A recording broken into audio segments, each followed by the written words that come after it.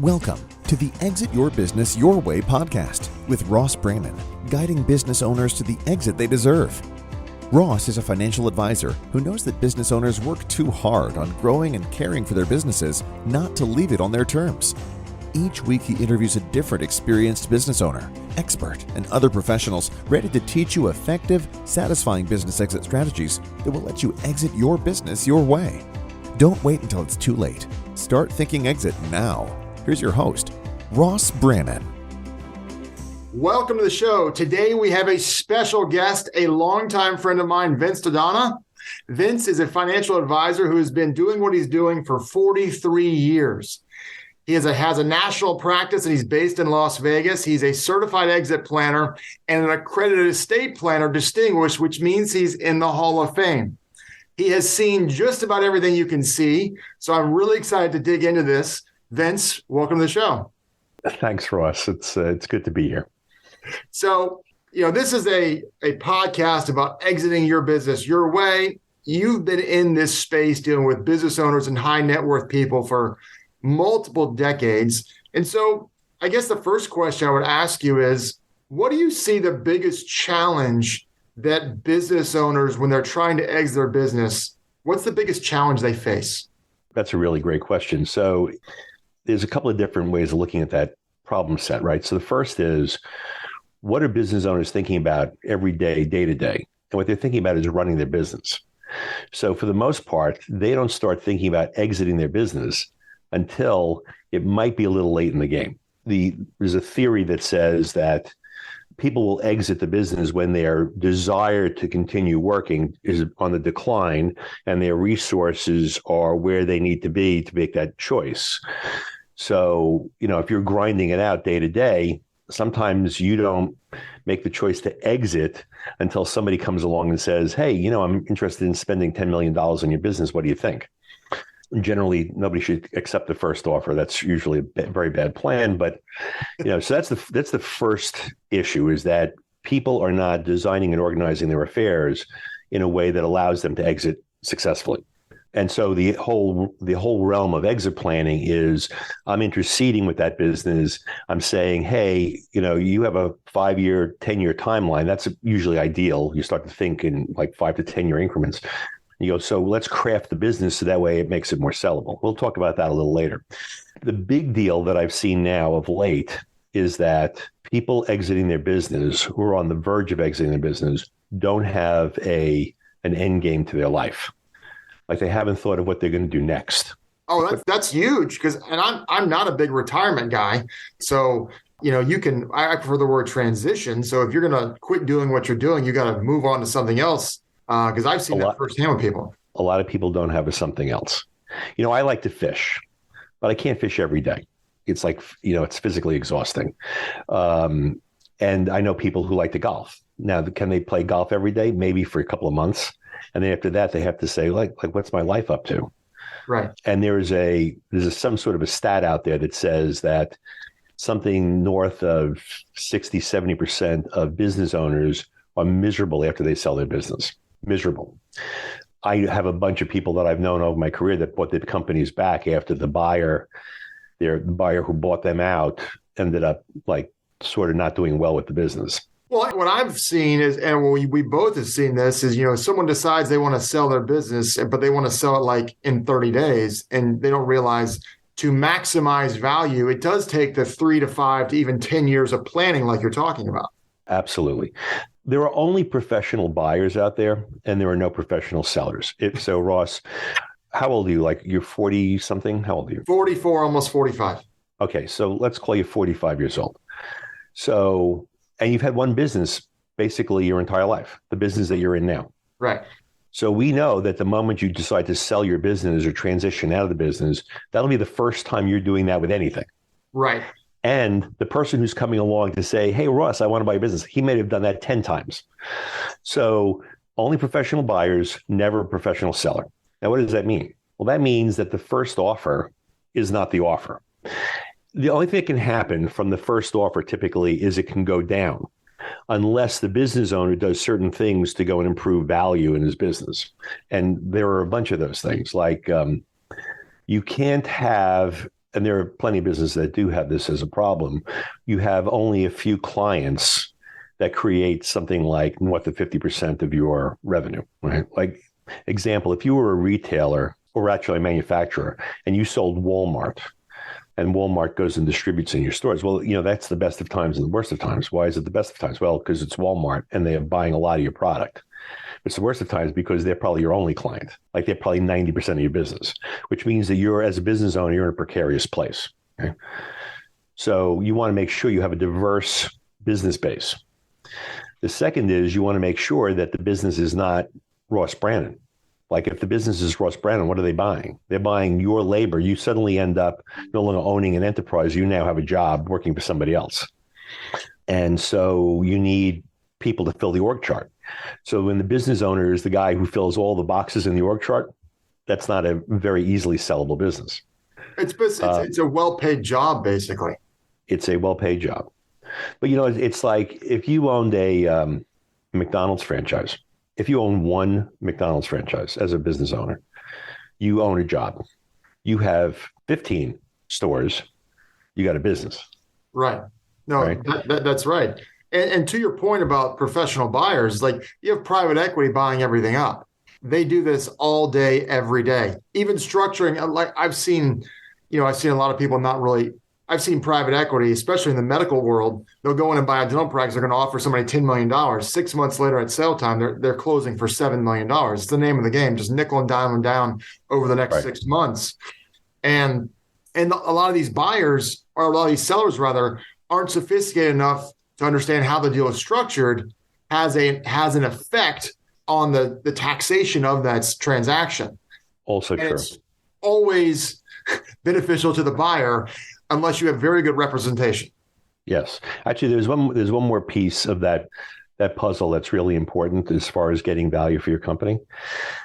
And that is, you have to reward and retain your key employees. So if I have an enterprise and you're my star salesman, Ross, right? And I go to sell my company and I don't have something in place that retains you, that holds you in place. And I come in one day and say, Ross, I have really great news. And you go, what's that, Vince? And I say, well, hey, somebody's ready to buy my business. And then you turn around and say, well, what about me? And I go, what about you? You got your job. And then you say, but I've given you 10 years of my life. And now all of a sudden you have a lot of power, because you could say, hey, you sell the business, I'm out of here. Buyer finds out, damages the value of the business. So part of my job as this being a good steward of my business is I have to figure out an appropriate way to retain you. I have to reward you appropriately and retain you. I have a medical practice, an amazing medical practice in Illinois that I'm working on. And the lead doc has a bunch of other docs that are very, very highly compensated, but are very marketable. I mean, they're really, truly marketable. So what we are doing is we're putting in a plan. What we call, the whole realm of this is called non-qualified benefits, but we're putting in a non-qualified benefit plan that is so attractive that it would be very difficult for somebody to replicate. And this particular doctor, the lead doc, does not want to sell to private equity. She wants to hold on to the business. It's a great business. She can actually have it exist for a very, very long time. The people that work for her would rather not work for a larger entity. They'd like to work for her, but there's always the temptation that they'll leave. So you attract and reward executives or key employees. You make sure you have a diverse customer base. There's nothing more, medical practice like she has. It's a very diverse medical base. And so if she wanted to sell it to a third party, she could. And then, the last is you want to make sure that, you've done some sort of a life plan after you exit. Otherwise, you're going to be miserable. Yeah. So what do you see what do you see when people sell their business for 10, 15, 20, $25 million? And a majority of the time, what I've seen is that almost all of their wealth is built up in the business, which that's just the world they live in. Yep. But like you said, they probably haven't done great planning. And so all of a sudden they have this liquidity event. And from an estate planning standpoint, they got some challenges because they haven't done things in the most optimal way leading up to that? And because that's a sandbox that you're an absolute expert in. Talk about that. So the exit planning process has many, many pieces. Actually, not many, but it's got 7 steps, really. The first is you have to organize a business owner's objectives. And business owners' objectives are more than simply the dollar amount they want for their business or the income they want. It has to do with how they want to treat their employees. Like, do they want to keep them? Do they want the successor owner to keep those employees? Or do they not care?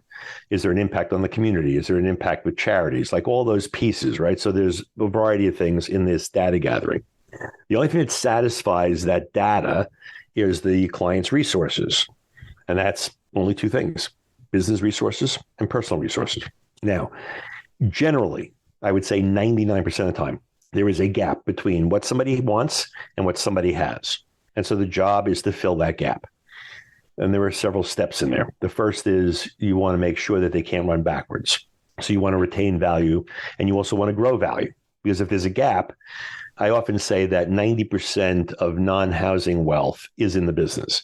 So in other words, if you have somebody who's worth $10 million and they have a $500,000 house, of the $9.5 million they have left, the bulk of that is the business and very little resources outside of that. I think you found that, Ross, in your dealings. Yes. And certainly if it's earlier in their career, it's a much higher percentage. And maybe they've started to accumulate some money outside, right? So they want to grow, and they have to, in other words, they have to retain employees and reward them and incent them and all that stuff. And they want to make sure that they're protected so they can't run backwards. So you want to put things in place, like you want to protect your IP, and you want to make sure that if a key person dies or leaves, you can't get hurt badly, like all those pieces. Now, then you want to look at, am I transferring it to an insider? Ultimately, like you have to have this vision of who am I now giving the business to? Am I doing a transfer to insiders, which could be a co-shareholder or a family member or a key employee, or am I doing a third-party sale, which could be to private equity, it could be to a competitor, or it could be to somebody else. Then you also want to look at business continuity. Because, Ross, if you were the business owner and you're going to be almost 45 years old, you want to make sure that between now and the time you exit, that there's a continuation plan in place. So that way, if anything happens to you or anybody that matters to you, the company can continue, right? And that also means that your family gets fair value, which is very often where we use life insurance. And finally, you have the issues of estate planning, which is to preserve the wealth that you have and protect it from divorcing spouses, lawsuits, the estate tax, most certainly, right? Now, if we were looking at that as a step-by-step and like an order, where we could say, well, what's the overarching issue? And that gets us back to estate planning. So if we think of estate planning as this overall umbrella, if we can devise an estate plan that leaves our business owner with the satisfactory strings of income and control over his wealth while he's continuing to grow it and preparing to exit it, we've done a much better job. And unfortunately, the background conversation that most people have about estate planning is that it is restrictive. It damages the ability to run your business. It stymies growth. It certainly impairs your ability to get income. Now, I'm saying that these are things that people believe, but good estate planning doesn't do that, right? Good estate planning allows you to be able to have the satisfactory strings of income and control while you're growing your wealth. So I always like to look at what estate planning strategy can I implement, maybe in advance of any exit planning strategies, because if I meet a business owner and his business value is $8 million, let's say that's my starting point is $8 million, and I can move the business into a protected environment, I am way better off doing that in advance of helping him grow the business or engineering a solution to grow the business than I am saying, hey, let's grow the business. And I should have done the estate planning. Right, because you're kind of, for all intents and purposes, freezing the value. So if he sells it for 20, if he sells it for 20 inside the estate, that's a tax problem. If he sells it for 20 outside the estate, that's not a tax problem. Well, let's see, you still got to deal with capital gain taxes. So I'm not even talking about, things you might do to mitigate or defer, capital gains. I'm just dealing with the estate tax consideration. And when people hear estate planning, many times people think, oh, well, I have a will with a trust. And of course, I say, oh, yeah, what kind of trust is it? I don't know. Or the best is, well, I have a revocable trust. That's fantastic. Do you know what that does? No. Do you have any assets in that? No. No. I'm glad you paid 10 grand to your attorney for that because it's not serving you much purpose. And so, or if their testamentary trust is just typical boilerplate, 25, 30, 35, kids get the money instead of obviously the more advanced and strategic way of doing it, like you and I know about. So there's a lot of things out there. And I think there's just a lot of, in my experience, people think all estate planning is created equal, and it's not. And of course, there's different levels of estate planning. But if you're selling a business for $8, $10, $12, $15 million, you need to be dealing with some of the top estate planners in the nation because there's a lot of strategies you should be considering. Unfortunately, I have to say this often to people. So, Ross, what do you call the guy who graduates last from medical school? A doctor. That's right. That doesn't mean you want them cutting you open, right? So there's always a continuum of skill.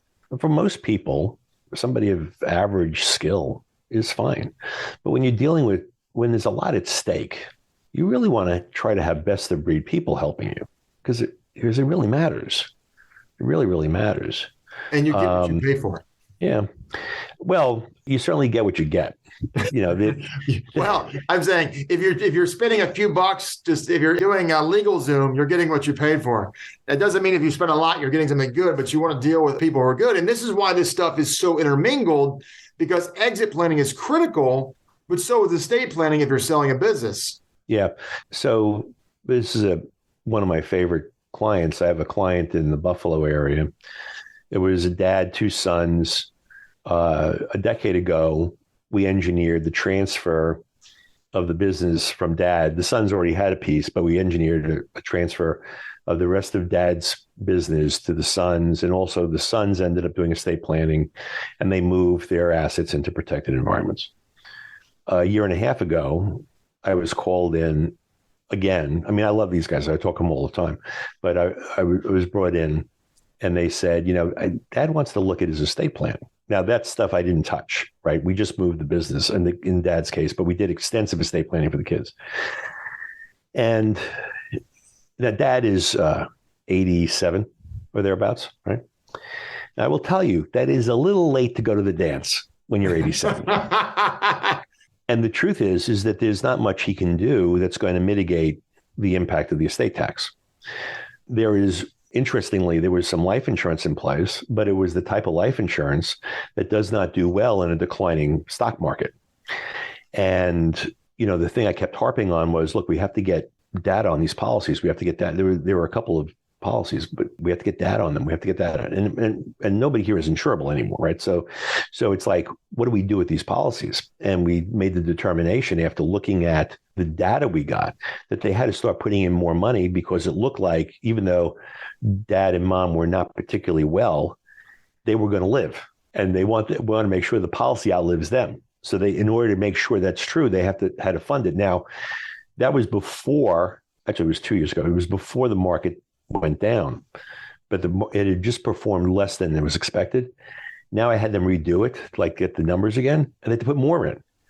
So, they could have done better planning early. They could have done more planning early, but you can't make people do things that they're not inclined to do. Like I couldn't force him to make different choices. The kids were my clients, really. The dad was kind of like an innocent bystander, but we created great effect for the kids, but there's a limit to what I can pull off for the dad. I've seen this with estate planning, even if it's just basic legal documents for the average person, everybody procrastinates on that.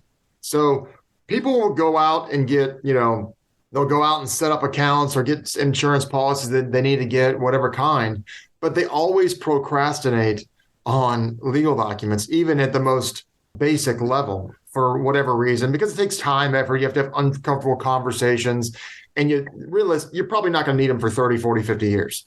All true. And we see the same thing with exit planning to a degree, because it's like, I'm 45 years old. My business today is probably worth $10 million. I want to keep running this thing till I'm 55 or 60. It's not even in my mind typically to start setting things up for 10 or 15 years down the road. However, if I do, it will likely engineer a much larger sale if I go down that road. Am I correct in saying that? You're 100% in the way you're thinking about it. So the problem, unless you're in a business owner family, like we have like mom and dad owned a business, grandpa owned a business, my brother-in-law owns a, like, unless you're in a business family like that, you always walk into the conversation as a business owner with an understanding of the way life works from the history that you had. So if you've never owned a business, you never had anybody in your family run a business, if you've ever had anybody exit a business, you have a bunch of stories in your head that are based on, your own history, which is limited, and then stories that you hear that may or may not be true. So, and then there's superstition. Like if I start talking about estate planning, it means I'm going to die. Well, everybody's going to die. Talking about anything is not going to cause that, right? My buddy got $20 million for his business. Well, it's a different business with a different set of structures. And by the way, you have no idea whether the 20 million was the number you could have gotten. He might have been able to get 30 if he had done planning before. All these numbers that people throw around, the question you have to ask is relative to what? It's the same thing like in the investing world. Somebody says to you, I did really well in my investments. Well, what did you get? My accounts went up. Well, up relative to what? Did they go up relative to the S&P? Did they go up relative to small cap? Like, what did I got that they went up, but how do you know you did well? Like, by what standard are you measuring? Right. I mean, that's really, really good. What do you see on the horizon for business owners who are either looking to exit or who will be exiting? Because there obviously is a large amount of them with the baby boomers kind of phasing out slowly. What do you see on the horizon that a lot of people likely aren't thinking about that they should be considering? As long as money is out there, there's always the possibility that there's going to be some private equity firm that's interested in rolling up your type of business, right? It could be that there's somebody consolidating an industry. I'm not sure that the generation that comes after the baby boomers has any interest in running businesses. They want to build some sort of tech company and make $1 gazillion in 5 years or 3 years or something like that. I'm not sure, this is going to sound terrible, but I'm not sure people younger than you, Ross, are interested in working. They're interested in life choices. That's a fair statement. Yeah, they're interested in life choices, right? But they don't necessarily understand is that life choices come with capital and money. Like you can buy your future by working hard, right? Or working smart, or both. I think that the private equity space is cyclical. I don't know if there's the amount of money there was 2 years ago, but we'll see that go up and down. And you have to think in terms of, if an offer comes to you, now you're 45, if money is there at 55 to take you out, do you want to stay on principal to 65? Yeah, I mean, the legitimate. Now, do you see interest rates increasing, changing the market for buyers? If you look at the capital asset pricing model that people like Eugene Fama, Nobel laureate, looks to for, how markets work. When the market is riskier, when the cost of capital is higher, businesses have to return more. The world is riskier. The businesses have to return more to owners to overcome the risk in the market. What's interesting is, if you look at the history of the market, it doesn't matter whether Democrats are in charge, Republicans are in charge, the market always goes up. And some would argue that when Democrats are in charge, the market goes up more, and they go, oh, you see? Well, no, the reason why is potentially because the market's riskier, right? So you just have to return more capital. So I don't think, as long as the world is made of entrepreneurs and entrepreneurs have to sell things and satisfy consumer needs, business owners are going to do what they have to do to keep themselves in business. And will there be people who get crushed and end up being no longer around? Yeah. But then there's always somebody who comes in afterwards. Like right now, during this recording, we've just watched, I think Facebook dropped 70% in stock price or something crazy like that, right? Yeah, and the biggest crypto exchange in the world just went bankrupt overnight. Right. Now the question, but that, let's assume that we're not dealing with any nefarious actions, right? So, does that mean that something like Facebook will no longer exist? Or does it mean that something else is going to take its place? Or does it mean it's not going to exist in the future? Like, who knows? All I know is that there are business owners that need help. They have to envision a future and they have to decide how they're going to get out successfully. And getting out successfully means with top after-tax dollar. We don't know what that number is, but we know by engaging in strategy, by planning their businesses appropriately, by rewarding key executives, by having a diverse customer base, all those pieces, they're going to do as well as they can because we can't control the externalities, right? So I'd rather have a great business in bad times than a lousy business in bad times. And so obviously planning for the business is critical. But the estate plan and the environment we're talking about, things that may or may not come, but we know what's coming in the estate planning world. And so could you speak to the urgency of planning from that standpoint? And even if you're not going to sell your business, but you think your business is worth $10 million and it's growing at, X% a year, you have some challenges you have to deal with because at the end of the day, the government is at the table having a conversation with you. The question is, how much influence do you want them to have when it comes to distributing your money in the end? Could you speak to that? Yeah. So what we know for a fact, this is a fact, that the exemption equivalent, or what some people call it the unified credit, is dropping by 50% at the end of 25, 26. That's the amount of money that you could pass free of estate tax to anybody you wish. And so right now, it's a little over, I think, not that it's critical to know the exact number, but it's a little over $24 million, which means it's going to drop to 12. So instantly, somebody who's worth $15, $20 million is going to be exposed to the transfer tax when they thought they were protected under the current law. So that's baked into the law. That's the way it is. Now, we can add to that since the Obama administration, there has been an attempt to alter the strategies that we had used to eliminate or mitigate estate taxes. Things like, intentionally defective trusts, sales to trusts, things of that nature. Even there's something called a grant to retained annuity trust. There's many different structures, but in a world where we have a government that writes hot checks and needs to go and replace the money that they've been printing or the debt they've been incurring in order to do that. It's like why does Willie Sutton say he robs banks? Because that's where the money is. They're going to try to alter your ability to transfer wealth to the next generation. Now, what's most interesting about all that is that in every green book, that's the IRS's interpretation of the budget, in every budget, all these strategies were shown to be grandfathered, meaning that if you did it, you'd be safe going forward.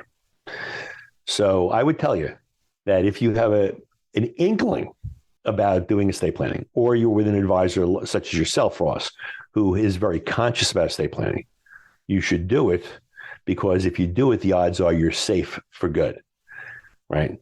If you don't do it and the law changes, there's no going back. Like we can't relive the golden years of estate planning once they take away strategy from us. Well, and just to give context, let people know what that estate tax exemption was under the Clinton administration. Oh my God. Well, like 600 a person, wasn't it? It was 620. I think the number was 625 or 680. It was some number that was low. So that's $625,000 per person. That's thousands. Then it went to 5 million. Then under Trump, it went to 10. And this was all adjusted for inflation, which is why it's up to, that's 10 per person, which is why it's now like 24 million.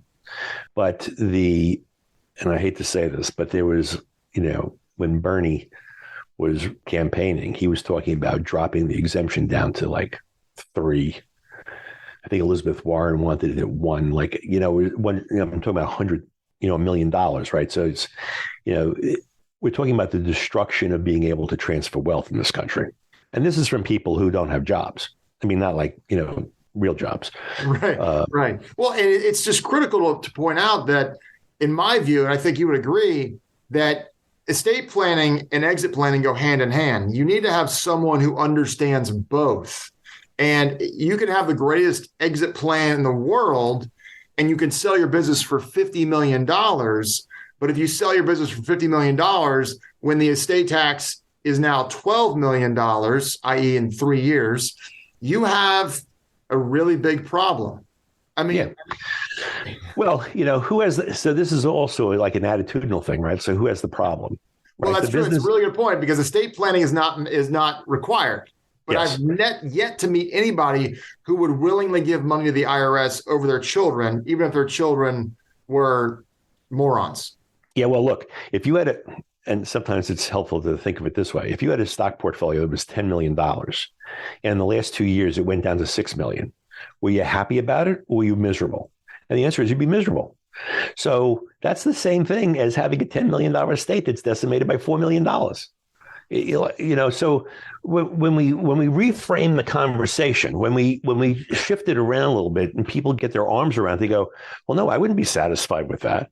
Look, you have 3 potential beneficiaries of your assets: the government, charity, and your children. You can pick 2, right? You get to pick 2. So, you could engage in charitable strategies that would reduce the estate tax. So you have the children and charity, or you could have the government and your children. Like you have to make some choices. But again, Ross, somebody like you or me has to intercede and break the cycle that people are thinking the way they're thinking, to have them go, oh, I see this as a problem. Oh, something I kind of heard it was a problem, but I wasn't sure it was a problem for me. Now I get it's a problem for me. Well, what can I do about it? Oh, I could do that. Well, I think I'll do that. Right. Well, so it's a conversation. And this is why your advisors matter. Obviously, you're not going to have just a financial advisor like you or I. You're going to have CPAs and attorneys. But you and I dealt with a situation a couple of years ago where we were dealing with a very high net worth individual in a high tax state. And, he just told his CPA just told him, just pay the estate tax. Don't worry about it. And you had like the perfect response to that. I don't remember what it was. I don't remember if you could actually regurgitate it exactly how you said it. But if you hear an advisor just tell someone who has spent their entire life creating tens of millions of dollars, and this guy was probably closer to 100 million than 50 million, or at least now, and their CPA said, just pay the tax. I mean, ultimately, you can do that because it's not your problem. But the perspective from the advisor is, I just have a problem with it. What would you say? I don't remember what I said. I remember it was a great line, but I don't remember what it was because, a lot of stuff comes up in the moment. So this is also going to sound terrible.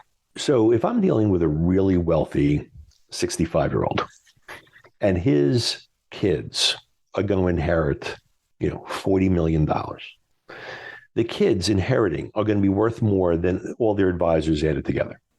Does that cause a little jealousy, perhaps? Does that lead people to say, hey, they're getting more than enough?